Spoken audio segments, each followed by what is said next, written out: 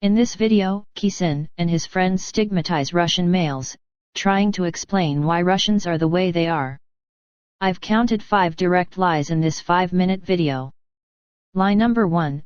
Russian males die 10 years earlier than women because of rates of alcoholism. Russian men die 10 years younger than Russian women because of the rates of alcoholism. Surprisingly, Russian males don't drink that much. By male alcohol consumption, Russia is not even in the first 10 countries in the world. Alcohol may be a reason of some deaths and health issues, but this factor does not contribute 100% into the fact of 10 years life difference. Family is a small version of the economy. Modern Russian economy is built on ruins of the socialist Soviet Union with its equality and capitalist Russian Federation with individualism. And Russia took worse of both systems. In short, the family is considered a female and her kids, and males are considered as expendables. The laws and social being works to promote that.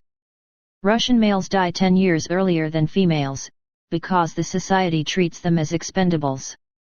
Beside of public attitude, males are discriminated at the level of legislation and law enforcement practice. Military service is obligatory only for males, and society in general condemns you if you avoid it. Males have less access for education, health care.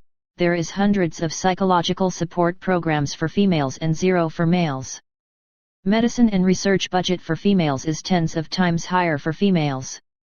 But for some reason, males have higher retirement age, a couple of years higher than males' life expectancy. In general, when country plans its budget, females are expected to live like 15 years in retirement, while males are expected to die before retirement.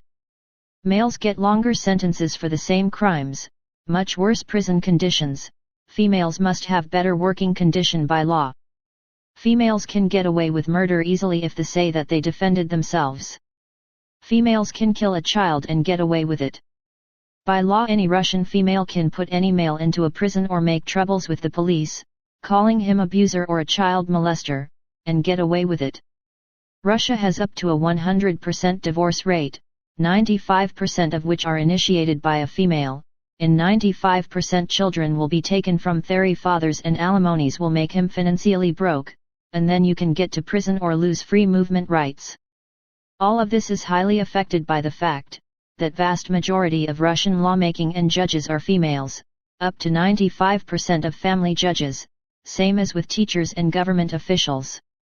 On top of that, Russian males tend to think that they are ahead of the patriarchal family, so they believe they should take a responsibility on a female and her kids, but in return they expect loyalty and care from their females.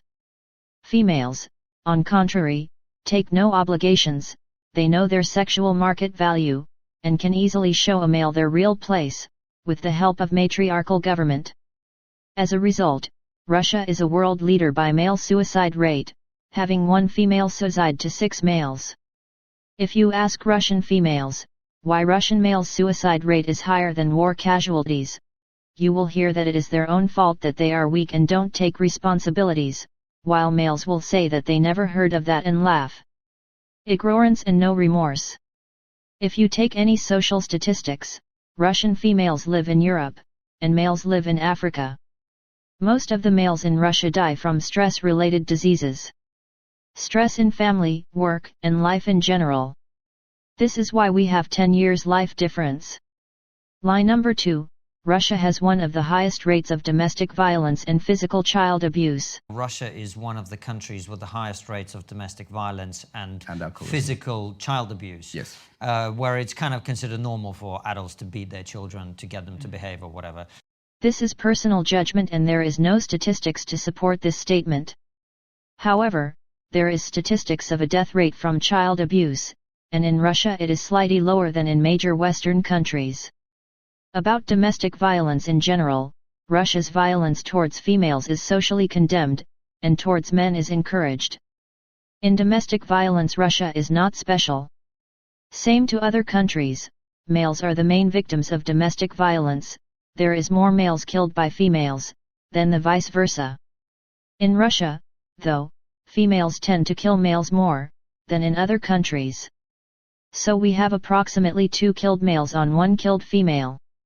You can easily find some imaginary violence statistics, which will show like 50,000 domestic abuse cases in Russia per year. The real numbers are approximately 200 killed females and 400 killed males per year. Numbers of thousands of victims are personal opinions of journalists, which evaluated any form of so-called abuse, including economical abuse or butt slaps, and then extrapolating it on a country level. If you consider similar abuse from a female, for example, when a male supports female financially, which is a normal thing in Russia, because you are not treated as equal to her, feminists consider this an economical abuse of a female, not male. Similarly, when a male slaps a female, no one says what the man feels when he hits a woman. Emotional abuse from female, which is considered a normal behavior in Russia, is worse, because it causes health issues in long term. Beside of some edge cases, when a male is a psycho, who hits a female, because this is what he is, the majority of males in Russia have a taboo for hitting specifically females.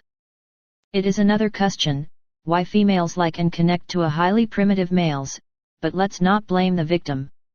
Violence is bad either way, but when a man slaps with a hand, a woman takes a knife or an ashtray, thus the number is 1 to 2. Remember, that in Russia females most likely to get rid of the punishment for a crime, thus the numbers. Speaking about imaginary numbers, Gen Z females in Russia like to say that they were abused by males. If you consider all forms of abuse, 100% of males in Russia were abused by females in some way. But men's in Russia can't complain. To prove that females are the main home violence victim, it is common to show that a major part of the violence towards females happens from people they know. In reality, this just shows that society is much safer for females in general. Males are killed and abused everywhere, and females just at home. Also, same as with every statistics, where females are in minority, the real reason is not discrimination towards females, but that females either have no reason to do something, they have more means to achieve something, thus they have no economical motivation. Or they are physically incapable in doing something. This can be applied with lack of females in some economical spheres, crime statistics, and so on. In home violence people try to explain it that males are naturally more vicious, but if you even communicated with people in your life, you know it is not true, and this statistical shift is due to, again, no economical interest in doing some crimes, because they are more socially and economically protected. A female with $100 is not the same as a male with $100. Are incapable of physical violence on equal terms, because they are physically weaker in general.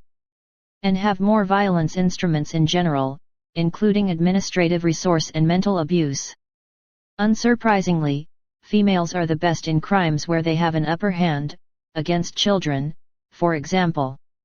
Criminologists can prove that average female crime tend to be more brutal.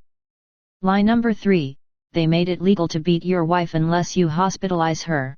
They made it recently not illegal to beat your wife unless you hospitalize her.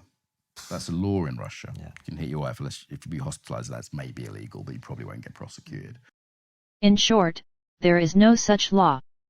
But if you Google this thing, you can find a lot of articles about this imaginary law, because this hysteria was promoted by feminists and Western organizations within democracy development programs, where, for example, you give top 100 online influencers in the country to promote your unbiased message. So what was the deal with the imaginary law? Constant amendments to laws are normal practice in any country. In 2017 amendments were made to the law about beatings. What changed? Article 116 of the Criminal Code of the Russian Federation. Approximate translation: if you beat someone, for example, at street, at work, or at home, etc., you will be sentenced. After changes: if you beat someone, for example, at street, at work, etc., you will be sentenced.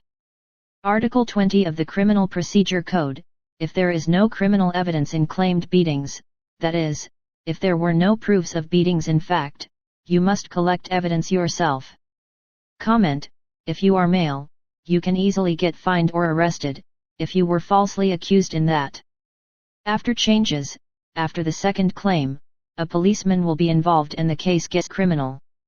If you Google this anti-domestic violence law, you will find feminist bullshit, that Russia excluded the word family from the law, thus making beating wives legal. The fact that this word was excluded from the Article 116 does not affect the fact that you will get problems with law if you beat someone. Also, changes in Article 20 made the situation for males worse. Especially, considering the fact, that according to Russian police statistics, for one real domestic abuse there are 9 fake ones, when a female tries to solve her personal issues with a male. On top of that, most of the domestic beatings in Russia is two people fighting, not man beating a woman. And if a woman beats a man, he will be condemned by everyone, so it is unlikely that he will go to police. Females, on the other hand, tend to use police and the government as an instrument. Also, when some feminists realized that these changes are actually making situation worse for males, they started bitching that now victims of domestic abuse will not go to police because they will not want to put his man in prison, because now it will be a criminal case. Hilarious rhetorics, as usual. All this hysteria in Russian media and abroad was background noise to promote another so-called anti-domestic violence law, by analogy of countries, like Spain, where a male can be thrown away instantly from his house on a first call despite the presumption of innocence and can have major problems with police. Needless to say, in Russia there'll be no violence reduction with this law, and it will be used exclusively as another mean of manipulating men and as a method of housing fraud.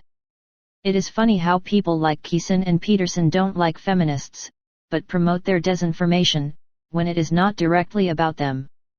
Lie number 4, Gulags added huge level of trauma. And on top of that, they've added their own level of trauma with the Gulags, as you know. Yeah. You know, in your book, you detail this. The level of trauma in the Soviet system was just huge and endemic. Gulag was a name of the head office in Moscow, not the prison system. Between 1918–1958, the hardest time in the Soviet Union, the share of people who came through the correctional facilities or was forcibly moved or lost their property was around 3.5% of all, which means that most of the people were never touched by the repression system. In modern US, the number of incriminated per year is 3 to 4 times higher per capita than in Russia during so-called repressions. If you count in absolute numbers, in US it is higher 6 to 8 times, and 10 times higher if you compare incarcerated per year and community supervision against repression time in Soviet Russia. If the Soviets were traumatized, how much traumatized are the Americans now? Lie number 5, story about rape of Ukrainian women and Russian wife's letter. There was a story that became viral of a woman who, the Ukrainians were hacking a lot of communications, and they found messages from this woman on it. I think it was a dead soldier's phone, actually, from his wife saying, "I know you're going to have sex with the local women, but just use a condom." Yeah, I've seen that footage too. Yeah, my wife showed me that. Yeah, She translated it. You're a woman. Yeah. What the fuck are you talking about? This story is one of the many informational fakes taken from Ukrainian informational war channels, which promotes a good old image of unhuman hordes from the east, killing and raping everyone for no reason. Have you found any other Kisin's lies? Share in the comments. Okay. It shows a very sadistic mentality in certain countries, and Russia's at the top of that list. Doesn't surprise me.